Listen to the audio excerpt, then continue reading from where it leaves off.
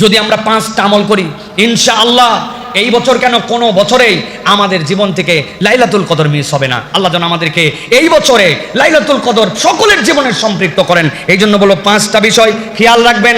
লাইলাতুল কদর প্রত্যেক দিন আরবিতে এই চাঁদ যখন ওঠে মাগরিবের সালাত থেকে রাত শুরু হয়, পরের দিন মাগরিব পর্যন্ত পুরো একটা দিনের সার্কেল। আপনাকে মনে রাখতে হবে লাইলাতুল কদর মানে ওই দিনের অংশ নয়, রাতের অংশ ফজর পর্যন্ত।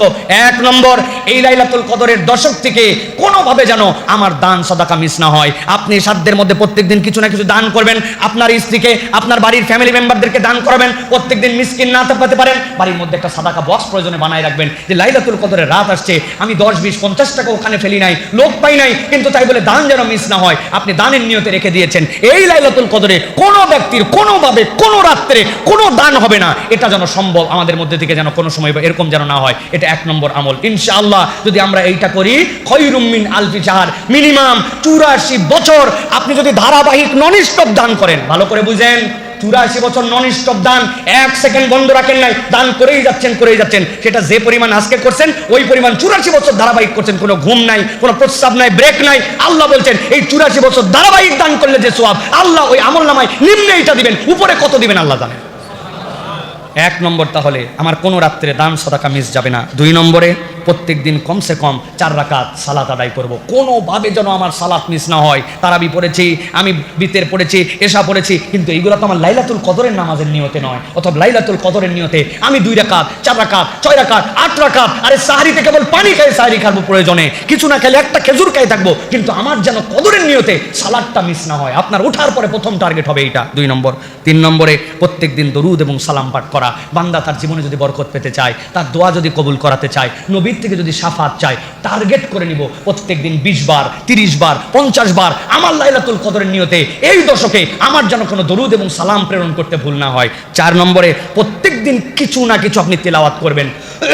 যে কয়দিন লাইলাতুল কদর পাবো, আমার মোবাইলের মধ্যে থেকে কোরআন শরীফ পড়া, অথবা আমি মাসহাব থেকে কোরআন শরীফ পড়া, কিছু নাই, কিন্তু লাইলাতুল কদরের নিয়তে উঠি না এশার নামাজের পরে, আলাম তারা থেকে সূরা নাস পর্যন্ত আমার মুখস্থ আছে, লাইলাতুল কদরের নিয়তে ওই রাত্রে আমি 10টা সূরা, 2টা সূরা যতটুকু পারি, কিন্তু কোরআন তেলাওয়াত যেন আমার মিস না হয়। 5 নম্বরে যেটা বলবো প্রিয় ভাইয়েরা, প্রত্যেক দিন আমার একটা দোয়া করতে হবে। নবী করিম সাল্লাল্লাহু আলাইহি ওয়াসাল্লাম যে দোয়া শিখিয়েছেন, হযরত আয়েশা সিদ্দিকা রাদিয়াল্লাহু তাআলা আনহা থেকে যে দোয়াটি বর্ণিত হয়েছে, এই দোয়া মুখস্থ করে আমাকে প্রত্যেক দিন করতে হবে। আল্লাহুম্মা ইন্নাকা আফুউন তুহিব্বুল আফওয়া ফাআফু আন্নি, আল্লাহুম্মা ইন্নাকা আফুউন তুহিব্বুল আফওয়া ফাআফু আন্নি। হে আল্লাহ, তুমি ক্ষমাকারী, ক্ষমা করা পছন্দ করো, আমাকে তুমি ক্ষমা করে দাও। এটা যেন মিস না হয়। আজকে যে বাড়িতে দরজার সামনে লাগাবেন, আজকে যে ডাইনিং টেবিলের নিচে দিবেন, আজকে যে আপনার ফ্রিজের গায়ের মধ্যে বাংলা উচ্চারণ নেট থেকে দেখে বলে লিখবেন, যেখানে চোখে পড়বে আপনার জন্য এই দোয়া মিস না হয়।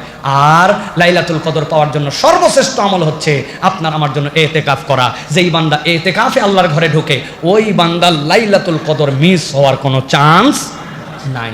সকলের মিস হয়ে যেতে পারে, ওই তো আসেই সবসময় ইতিকাফে। অতএব ইতিকাফ করার চেষ্টা। সুতরাং আপনাকে বলেছি প্রিয় ভাইরা, প্রত্যেক দিন দান সাদাকা, প্রত্যেক দিন সালাত, দরুদ সালাম, প্রত্যেক দিন তিলাওয়াত, প্রতি রাত্রে দোয়া, আর সাধ্যের মধ্যে থাকলে ইতিকাফ। ইনশাআল্লাহ এই আমল যদি আমরা করি, আল্লাহ রাব্বুল আলামিন আপনাকে আমাকে লাইলাতুল কদর থেকে বঞ্চিত করবেন না। আল্লাহ দেওয়ার জন্যই এটা দিয়েছেন, শুধু আল্লাহ দেখতে চান আমার বান্দা একটু প্রচেষ্টা করতেছে কিনা। প্রচেষ্টা যদি করি ইনশাআল্লাহ পেয়ে যাব। আল্লাহ যেন আমাদেরকে তৌফিক দান করেন। আমাদের কাছে জিজ্ঞাসা করে, হুজুর লাইলাতুল কদরের রাত কবে?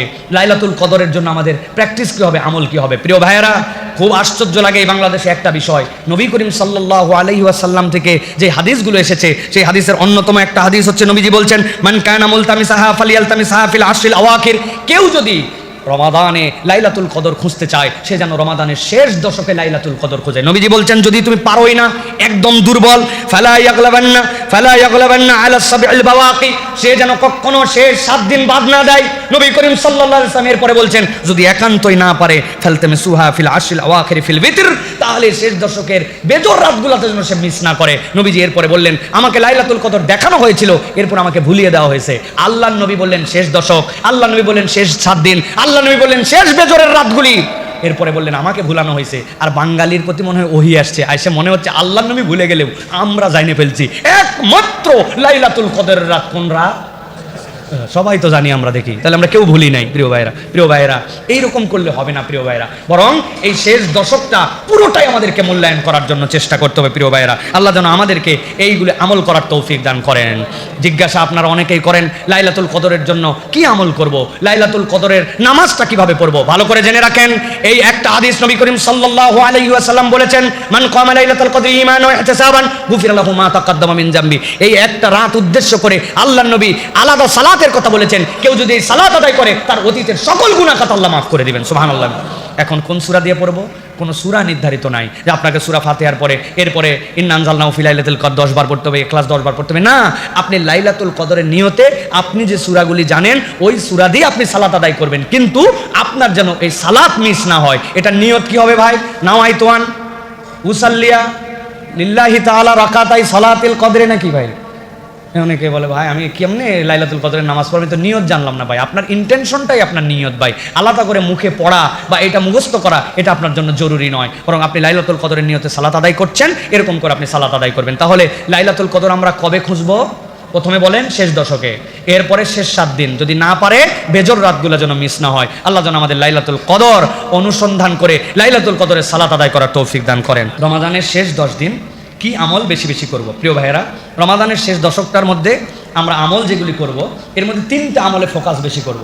একটা হচ্ছে আল্লাহর জন্য দান সদাকা করার চেষ্টা করা, 2 নম্বর দোয়া বেশি বেশি করা, আর 3 নম্বর অতিরিক্ত কোনো ইবাদত যেটা আমি অন্য সময় করি না এই সময় করার জন্য চেষ্টা করব। এটা আমি আপনার জন্য বলতে পারবো না, আপনি অতিরিক্ত ইবাদত হিসেবে কোনটাকে নেবেন, যেটা আগে আপনার নাই সেটা। আপনার যদি কোরআন তেলাওয়াত কম থাকে আপনি কোরআন তেলাওয়াত বেশি করবেন, নফল নামাজ পড়ার কোনো অভ্যাসই নাই আপনি নফল নামাজ বেশি করবেন, আপনার যেটাতে আল্লাহকে খুশি করা যায় এটা করবেন। আর রমাদানের শেষ দশকে দয়া করে আপনার বাড়ির থেকে যেন 2, 4, 5 জনের প্রত্যেক দিন ইফতার করানো হয়, এই প্র্যাকটিসটা অব্যাহত রাখেন। আপনার বাড়িতে যদি রিজিকের সমস্যা দূর করতে চান, ধন ভান্ডার ভরাই দিতে চান, আপনি যদি আল্লাহ থেকে দুশ্চিন্তা মুক্ত জীবন চান, আপনি যদি আল্লাহ রাব্বুল আমিনের কাছে পেরেশানি মুক্ত জীবন চান, তাহলে আপনি আল্লাহর জন্য মানুষকে খাওয়ান আর দান খয়রাত করেন। তাহলে 3টা দিকের কথা বলেছি, দোয়া করব বেশি বেশি, তেলাওয়াত তাসবিহ, যেই আমল আমার নাই ওই আমলটা বেশি বেশি করার জন্য চেষ্টা করব। আল্লাহ যেন আমাদেরকে রমাদানের শেষ 10 দিন বেশি বেশি আমল করার তৌফিক দান করেন। আর রমাদানের শেষ দশকের সর্বশ্রেষ্ঠ আমলের নাম ইতিকাফ করা। যেই ব্যক্তি আল্লাহর ঘরে ইতিকাফ করে আল্লাহ রাব্বুল আলামিন ওই ব্যক্তির জিন্দেগিতে বরকত দিয়ে দেন। আমার তরুণ আমার যুবকদেরকে বলবো, প্রিয় ভাইয়েরা, একদিন আল্লাহর জন্য দিতে পারবেন না? হ্যাঁ, কত ঘোরাফেরা করেন। একদিন আপনি একটুখানি মাগরিবের সময় মসজিদে চলে আসছেন, আসার পরে পরের দিন মাগরিব পর্যন্ত থেকে যান না। 10 দিন থাকার থেকে উত্তম কিছু হতে পারে না, ওটার বিকল্প হতে পারে না। কিন্তু এক লোক কিছুই করে না, তার থেকে বেশি তো একদিন করতে পারে, 2 দিন তো করতে পারে। কত মুরব্বী মহিলা আছে কোনো কাম নাই, আসরের পরের থেকে টাওয়ারের ঘোরায় যায়, হা করে গাড়ি গোনে, কিন্তু মসজিদের মধ্যে আসে না। আল্লাহর জন্য ইতিকাফ জীবনে একদিন করলো না আমার ভাইয়েরা। এই জন্য আমি বলবো বন্ধু বান্ধবকে সাই দাও, দোস্ত 3 দিনের জন্য এবার ইতিকাফ করবো, রেডি হ, ব্যাগ বুসকা নিয়ে চলে আসবেন। থেকে দেখেন দুনিয়ায় যত শান্তি পেয়েছেন, যত ইবাদতে মজা পেয়েছেন, আল্লাহর জন্য নিবেদিত হয়ে যে আনন্দ পাইছেন, ইতিকাফ যদি আপনি জীবনে না করে মরে যান, আপনি এই আনন্দহীন আপনি মরে গেলেন। ইতিকাফ যে জীবনে একবার করছে সে জানে ইতিকাফের মজা কত, ঠিক কিনা ভাই? তবে বড় লোকদের জন্য ইতিকাফ না, গরিবদের জন্য ইতিকাফ। হ্যাঁ, আমার বিজনেস আছে, আমার গার্মেন্টস আছে, আমার ব্যবসা আছে, আমি ডাক্তার সাহেব, আমি ইঞ্জিনিয়ার সাহেব, ওরে আমি সিআইপি ভিআইপি। হ্যাঁ, সবচেয়ে বড় সিআইপি রমজানের শেষ দশকে তারা, ভিআইপি তারা যারা আল্লাহর ঘরে ইতিকাফ করে, ঠিক কিনা?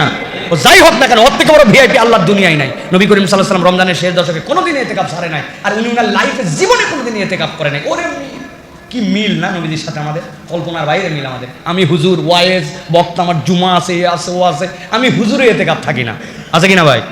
এই জন্য আমাদেরকে ইতিকাফ রমাদানের শেষ দশকে অত্যন্ত গুরুত্বপূর্ণ, এটা আমল করার চেষ্টা করতে হবে।